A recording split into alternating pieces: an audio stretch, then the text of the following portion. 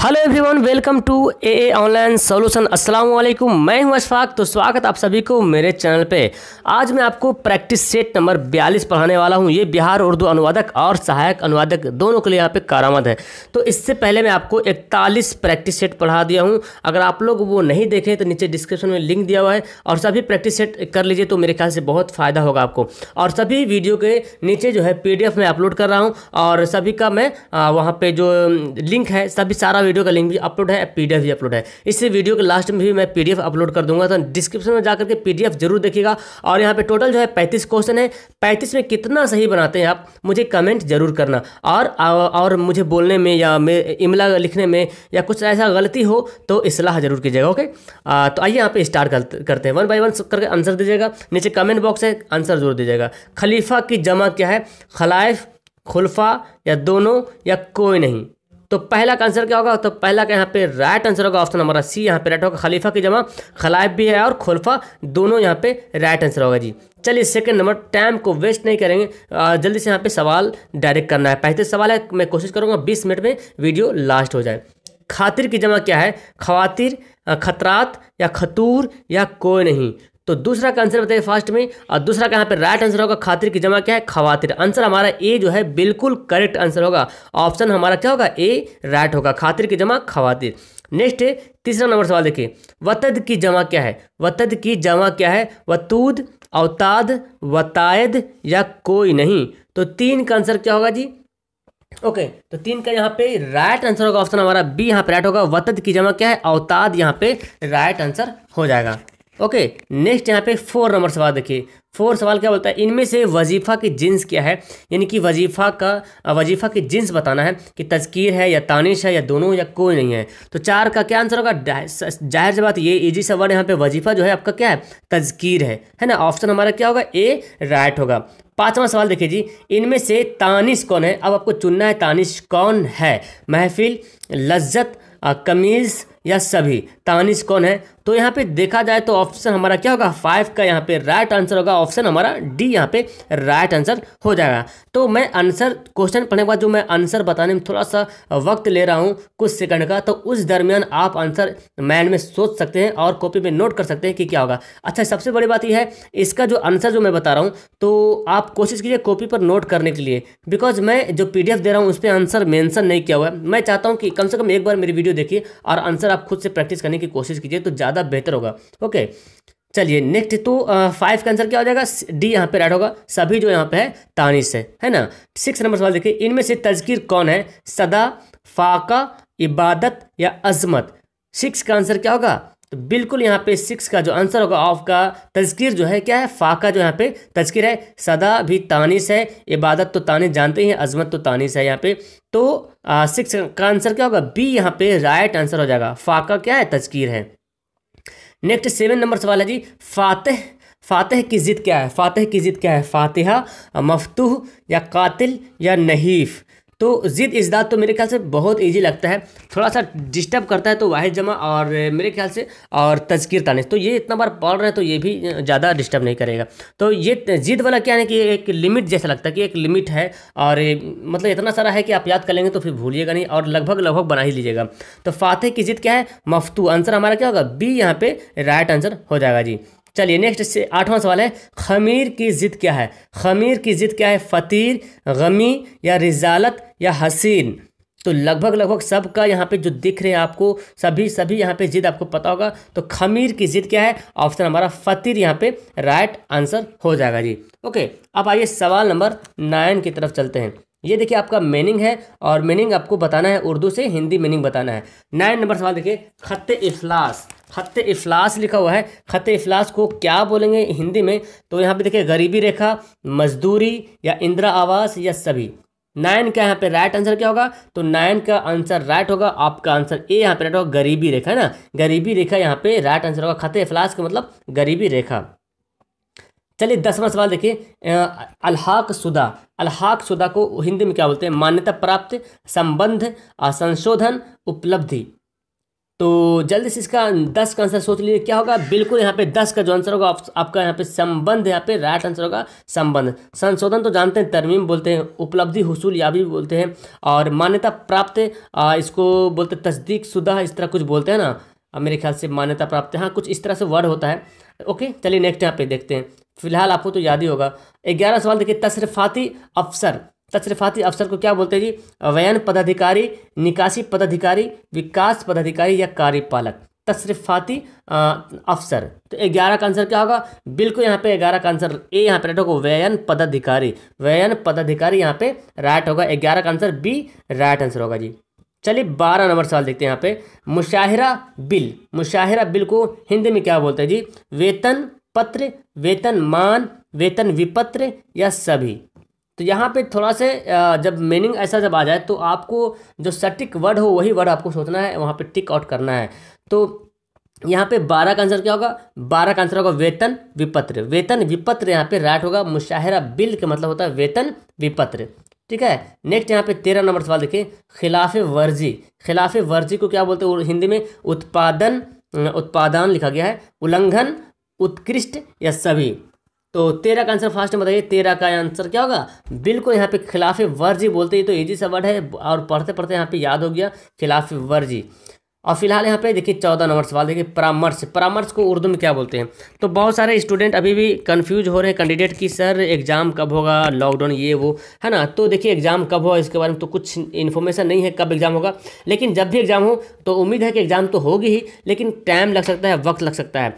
तो मैं तो ये बोलता हूँ कि आप कंटिन्यू रहिए और थोड़ा ही पढ़ते रहिए, ज़्यादा तो मत पढ़िए लेकिन थोड़ा थोड़ा पढ़ते रहिए, कंटिन्यू लेकिन बनाए रखिए, छोड़िए मत। पूरी तरह से छोड़ेंगे तो पूरा डप हो जाएगा, फिर बर्बाद हो जाएगा।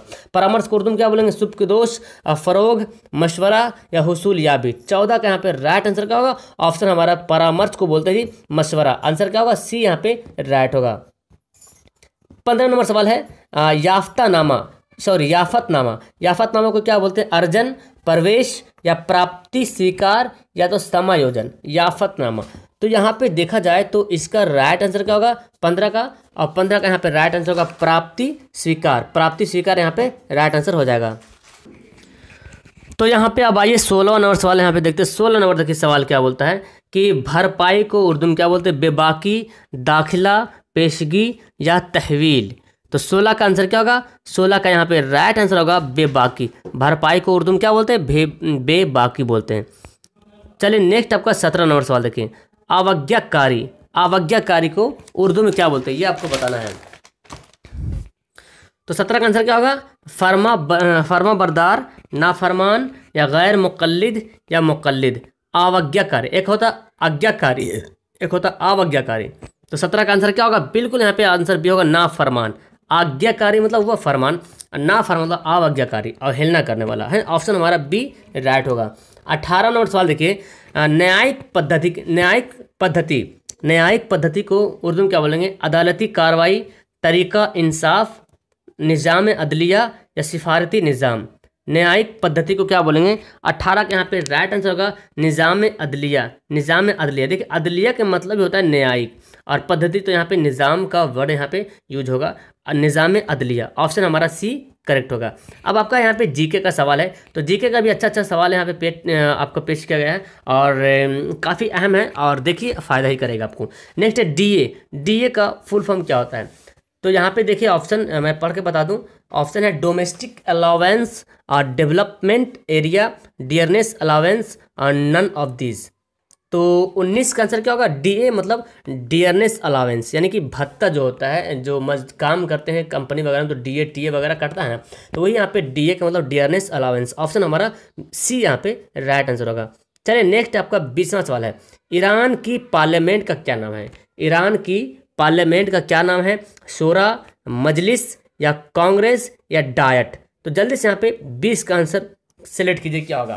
तो 20 का यहाँ पे राइट आंसर होगा मजलिस। ईरान की पार्लियामेंट का क्या नाम है? मजलिस यहाँ पे राइट आंसर होगा जी। और यहाँ पे कुछ और देख रहे हैं यहाँ पे कि शोरा लिखा हुआ है, तो शोरा अफगानिस्तान की पार्लियामेंट का नाम है शोरा। कांग्रेस जो है वो आपका अमेरिका के पार्लियामेंट का नाम है, और डायट जो है जापान की पार्लियामेंट का नाम है। ओके, चलिए 21वां सवाल यहाँ पे देखना है क्या बोल रहा है। इनमें से कौन वजीर आला नहीं है, यानी कि 3 है जो वजीर आला अभी प्रेजेंट में है और एक नहीं है। ममता बनर्जी, प्रमोद सावंत, जगमोहन रेड्डी, रघुवर दास। तो जल्दी से 21 का आंसर बताएं। थोड़ा सा सवाल यहाँ पे मैं दिया हूँ ताकि थोड़ा लगे कि मज़ा आ जाए सवाल में ना।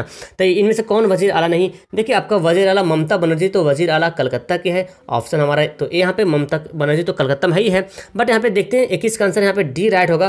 क्यों, आइए यहाँ पे डिफाइन करते हैं। ममता बनर्जी कलकत्ता के है, प्रमोद सावंत आपको पता है गोवा के वजीर आला है, और जगमोहन रेड्डी ये जो है आंध्र प्रदेश का, जगमोहन रेड्डी आंध्र प्रदेश का, और रघुवर दास जो है राजस्थान झारखंड के वजीर आला थे, लेकिन अब तो वहाँ पे हेमंत सोरेन आ गए हैं ना। तो आपका आंसर क्या होगा, डी यहाँ पे राइट होगा। चलिए नेक्स्ट 22वां सवाल देखिए। इनमें से कौन गवर्नर नहीं है, यानी कि हाल में अभी मौजूदा में कौन गवर्नर नहीं है, गवर्नर के पोस्ट पे कौन नहीं है। आरिफ खान या आरिफ मोहम्मद खान जो भी बोले, सत्यपाल मलिक, मनोहर लाल खट्टर, फागू चौहान।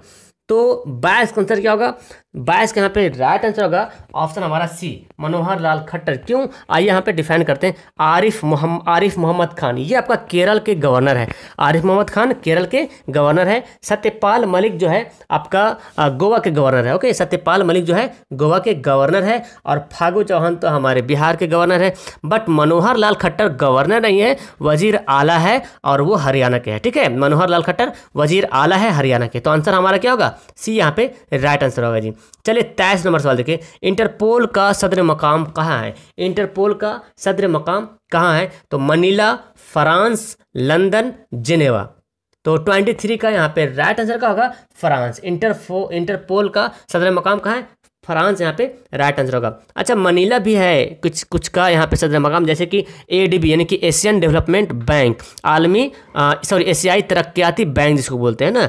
और लंदन भी आपको यहाँ पे देखने को मिलता है, जैसे कि आपका दौलत मुश्तरका का सदर मुकाम जो है लंदन में है। और जिनेवा में तो बहुत काफ़ी है, WHO यानी कि वर्ल्ड हेल्थ ऑर्गेनाइजेशन यानी कि आलमी स्वास्थ्य तंजीम बोलते हैं। WTO होता है वर्ल्ड ट्रेड ऑर्गेनाइजेशन, आलमी तजारती तंजीम। और एक होता है ILO इंटरनेशनल लेबर ऑर्गेनाइजेशन, यानी कि इसमें बोलते हैं बैन अवी मजदूर तंजीम, इस तरह बोलते हैं ना। और फिर G15 का भी मुख्यालय जो है जिनेवा में है, G15 का मुख्यालय भी जिनेवा में है। और एक और अहम है जिसका मुख्यालय जिनेवा में है, उनका नाम है अक़वाम मुत्तहिदा हुकूक़ इंसानी काउंसिल। ओके, यानी कि मानवाधिकार परिषद, इस तरह से नाम इसका है हिंदी में। फिलहाल मुझे हिंदी का नाम याद नहीं आ पा रहा, बट इसका उर्दू में यही नाम है, अक़वाम मुत्तहिदा, अच्छा मतलब संयुक्त राष्ट्र मानवाधिकार काउंसिल इसको बोलते हैं, अब परिषद बोलते हैं। तो अक़वाम मुत्तहिदा हुकूक़ इंसानी काउंसिल ये जो है इन सभी का जो सदर मकाम जो है वो जिनेवा में है। 24 नंबर सवाल देखिए जी। थर्मामीटर की इजाद किसने की, Fahrenheit, Colt, Waterman, J.A. Beard. तो 24 का राइट आंसर क्या होगा, 24 का राइट आंसर होगा आपका यहाँ पे फ़ारेनहाइट। थर्मामीटर की इजाद किसने की, फ़ारेनहाइट यहाँ पे राइट आंसर होगा। कोल्ट जो यहाँ पे है आपका रिवॉल्वर जो होता है वो कोल्ट ने उसका आविष्कार किया था। वाटरमैन आप जानते हैं फाउंटेन पेन जो होता है उनके ये खोज करता है। और J.L. बियर्ड तो आप जानते होंगे टेलीविज़न की जो खोज करता है J.L. बियर्ड। तो यहाँ तक आपको आई थिंक मज़ा आ गया होगा पढ़ने में। चलिए 25वां सवाल देखते हैं। अब यहाँ पे कुछ ऐसा सवाल है जो कि आपका ग्रामर से और कुछ आपका किताब से ही कुछ मैच करेगा। तो कुछ लोग बोल रहे थे सर मतलब नज़म निगार हो या तो फिर अफसाना निगार हो या शायर हो, उन सभी के मुतालिक भी बनाइए ऑब्जेक्टिव। तो ठीक है, मैं कोशिश करूँगा बनाने के लिए, बट अभी रमज़ान के बाद मैं कोशिश करूँगा। और मैं थोड़ा सा स्लो इसलिए हो गया हूँ कि बिकॉज अभी एग्ज़ाम आ नहीं रहा। तो मैं आप लोग तो टेलीग्राम पे तो माशाल्लाह अच्छी से तैयारी कर ही रहे हैं टेलीग्राम पे, है ना। मैं देखता हूँ, मैं भी उसमें ऐड हूँ। बट यहाँ पे मेरा जो है क्लास 10 को भी करना होता है, ओके, और आपको भी करना पड़ता है। तो मैं कोशिश करूँगा एक दिन बाद, लेकिन फिर भी हाँ देख रहा हूँ कि एक दिन बाद भी नहीं हो पा रहा मेरे से। तो इंशाल्लाह रमज़ान के बाद तो इंशाल्लाह कोशिश करूँगा, एक दिन छोड़ के एक दिन बाद कोशिश करेंगे, है ना। चलिए 5वां सवाल देखिए। मीर तकी मीर का इंतकाल कहाँ हुआ था, लखनऊ, दिल्ली, मुंबई, कराची। तो इनका राइट आंसर होगा लखनऊ, यहाँ पे राइट आंसर हो जाएगा जी। चलिए आपका 26 नंबर सवाल देखिए। गज़ल का कौन सा शेर हुस्न मतला कहलाता है। गज़ल का कौन सा शेर हुस्न मतला कहलाता है? तो आपको पता है गज़ल के पहले शेर को मतला बोलते हैं, आखिरी शेर को मक्ता कहते हैं, ये तो आपको पता ही है। लेकिन हुस्न मतला किसको कहते हैं? तो 26 का राइट आंसर होगा सी, गज़ल का दूसरा मतला। यानी कि जो पहला मतला है गज़ल का पहला शेर मतला कहलाता है, उसके जस्ट बाद वाला जो मतला वाला जो शेर होता है उसी को बोलते हैं हुस्न मतला। आंसर हमारा सी राइट होगा। नेक्स्ट 27वां सवाल देखिए, वो नज्म जिसमें 5 मिसरों का बंद हो क्या कहलाती है? वो नज्म जिसमें 5 मिसरों का बंद हो क्या कहलाती है? तो मैं आपको बता चुका हूँ और आपको याद भी होगा कि रुबाई, मुसद्दस, मखमस। तो यहाँ पे 27 का आंसर क्या होगा? ऑप्शन हमारा डी यहाँ पे राइट होगा। रुबाई में तो 4 होते हैं, मुसद्दस में 6 होते हैं। तो फिलहाल यहाँ पे 5 के है, तो ऑप्शन हमारा डी राइट आंसर हो जाएगा जी। 8वां सवाल देखिए, ईस्वी की अलामत क्या है? ईस्वी लिखते हैं 1980 ईस्वी, 1914 ईस्वी। तो ये तो इजी वाला सवाल मैं दे दिया हूँ। तो चलिए 28 का आंसर बताइए फर्स्ट में। तो कुछ सवाल तो इजी भी होना जरूरी है और कुछ सवाल कुछ हार्ड भी होना जरूरी है। तो फिलहाल यहाँ पे आपका यहाँ पे ईस्वी तो इजी वाला है, ऑप्शन हमारा ए यहाँ पे राइट होगा। ये यहाँ पे देखिए 19 में 29 सवाल, इसमें मैं भी कंफ्यूज हो गया हूँ कि जेल में से कौन सा इमला गलत नहीं है, यानी कि सही कौन है ये बताना आपको। ओके, तो यहाँ पे एक्चुअली देखा जाए तो मैं यहाँ पे दो ऑप्शन सही बनेगा, दो ऑप्शन सही बन जाएगा और किताब में कुछ और था, लेकिन यहाँ पे मैं जो है सही कर दिया हूँ खुद से। तो आंसर हमारा बी भी सही है, डी भी सही, बिकॉज किताब में जो है ना अलहदा ऐसे लिखा हुआ था, अलहदा आप ऐसे, और मुझे लिखने का अच्छा से आदत था, इसलिए इस तरह मैं लिख दिया हूँ। तो फिलहाल यहाँ पे अलहदा ये भी सही है और ये भी सही, दोनों का मानी अलग अलग है, लेकिन यहाँ पे मीनिंग जो है दोनों यहाँ पे राइट आंसर होगा। ओके, और अगर किताब में यहाँ पे है नहीं अलिफ था तो आंसर हमारा डी दे रहा था। तो यहाँ पे आप याद रखें डी अभी दोनों आंसर होगा। ओके, चलिए 30 नंबर सवाल। अब आपके यहाँ पे ट्रांसलेशन है जो कि काफ़ी अहम है इस पार्ट का। इंडिका पुस्तक के लेखक मेगास्थनीज है, इंडिका किताब की मुसन्निफ मेगास्थनीज है, इंडिका किताब के मुसन्निफ मेगास्थनीज है, दोनों सही है, इनमें से कोई नहीं। तो यहाँ पे 2 सेंटेंस जब आपको 2 ट्रांसलेशन यहाँ पे दे दिया जाए तो बहुत आसान हो जाता है कि इसको कैसे सिलेक्ट करें, कैसे सिलेक्ट करना है। जब 4 रहता तो थोड़ा सा मुश्किल होता लगता है, 3 में भी मुश्किल हो जाता है, और लेकिन 2 है तो आराम से इसको पहचान कर सकते हैं, आप इसकी शनाख्त कर सकते हैं। तो 30 का यहाँ पे राइट आंसर बी यहाँ पे होगा, इंडिका किताब के मुसन्निफ मेगास्थनीज। आंसर हमारा का हो बिल्कुल यहाँ पे बी यहाँ पे करेक्ट होगा। 31 नंबर सवाल देखिए, झारखंड राज्य का गठन 15 नवंबर 2000 को हुआ था। तो एक जस्ट लाइक आपका एक जीके का सवाल ही बन जा रहा और यहाँ पे ट्रांसलेशन भी क्लियर हो जा रहा। झारखंड हुकूमत का क़याम 15 नवंबर 2000 को हुआ। रियासत झारखंड की तामीर 15 नवंबर 2000 को हुई और रियासत झारखंड की तश्कील 15 नवंबर 2000 को हुई। तो और जी में है, इनमें से सभी जो है सही है। तो 31 का राइट आंसर क्या होगा जी? बिल्कुल यहाँ पे बिकॉज देखिए यहाँ पे तामीर करना मतलब होता है कुछ महल बनाना या बिल्डिंग बनाना, ये तामीर वगैरह, सड़क बनाना तामीर होगा वगैरह होगा। यहाँ पे तो हुकूमत होगा नहीं बिकॉज यहाँ पे राज्य लिखा हुआ है।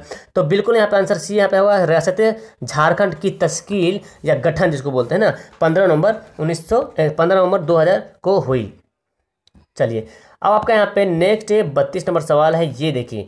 तो इसको भी मैं वहीं से सिलेक्ट किया हूँ जो आपका जीके का सवाल है। संयुक्त राष्ट्र मानवाधिकार परिषद, हाँ यही था जो मैं भूल रहा था, संयुक्त राष्ट्र मानवाधिकार परिषद।